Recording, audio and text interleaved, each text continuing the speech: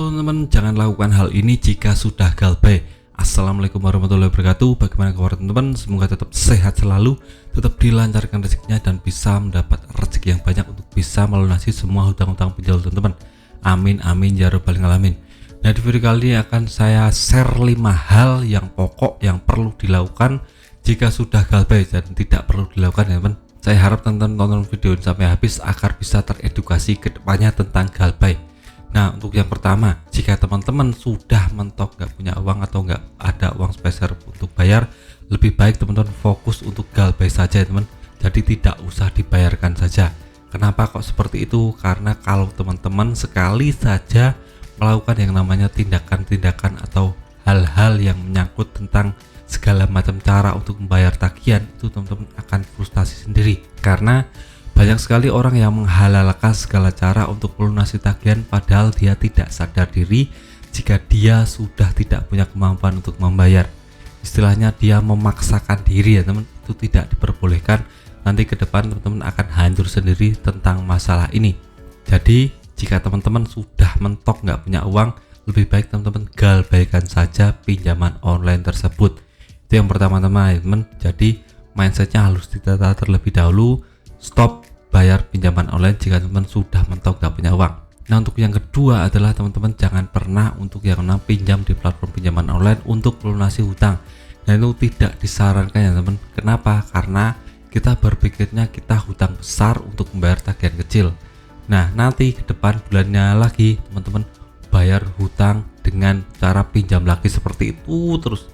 Nanti teman-teman tahu-tahu hutangnya akan bertumpuk seperti itu, dan teman-teman akan stres sendiri, akan pusing sendiri untuk bayar tagihan.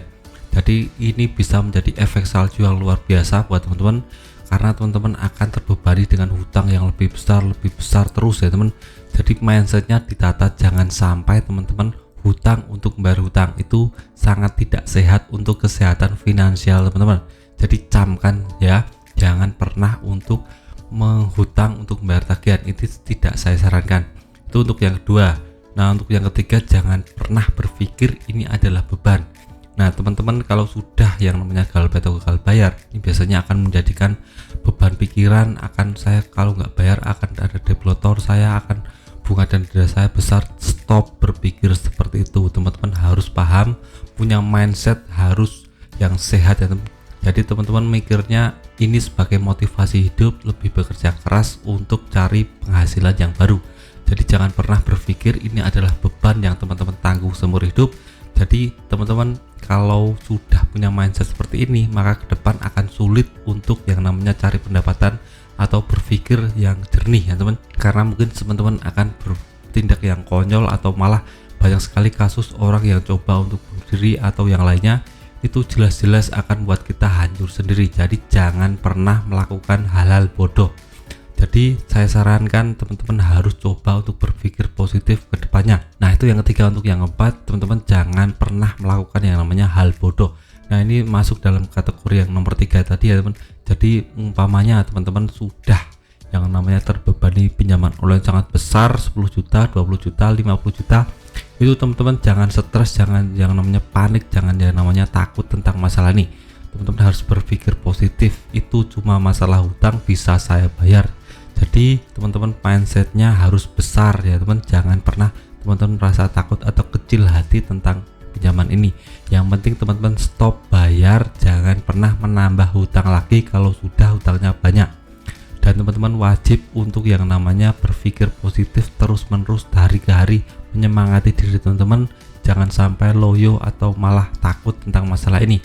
Untuk yang kelima atau yang terakhir adalah teman-teman jadikan ini motivasi hidup untuk lebih bekerja keras untuk cari pendapatan lain. Jadi jika teman-teman punya hutang misalnya nih 10 juta atau 20 juta, teman-teman berpikirnya jangan terlalu dalam ya teman. Jadi teman-teman cari pendapatan lain. Saya harus cari bekerja keras, saya harus cari uang lebih banyak, saya harus berpendapatan lebih besar. Nah, caranya teman-teman harus yang namanya berjuang setiap hari, harus berpikir positif, harus cari lubang-lubang pendapatan lain. Nah, saya cuma kerja di toko bank. Nah, teman-teman cari pendapatan lain, teman-teman cari bakat teman-teman di apa, itu bisa menjadi sumber pendapatan. Misalnya nih teman-teman jago ngomong seperti saya, bisa di marketing atau buat konten di YouTube atau yang lainnya. Teman-teman juga bisa jualan di pinggir jalan atau yang lainnya. Yang jelas teman-teman harus bekerja keras, harus bergerak mencari nafkah, mencari lubang-lubang pendapatan lain, jangan cuma di satu lubang. Nah, kalau cuma di satu lubang teman-teman akan terjebak dan namanya zona nyaman, dan ke depan akan hancur sendiri, karena zona nyaman adalah zona yang paling tidak aman untuk finansial teman-teman. Itu saja video saya tentang 5 hal yang tidak boleh dilakukan saat kita galbay. Semoga teman-teman termotivasi dan lebih teredukasi untuk masalah galbay pinjaman online ini. Saya doakan teman-teman bisa melunasi semua hutangnya ya. Amin amin ya robbal alamin. Sekian video saya, semoga bermanfaat. Tetap semangat untuk kehidupan yang lebih baik.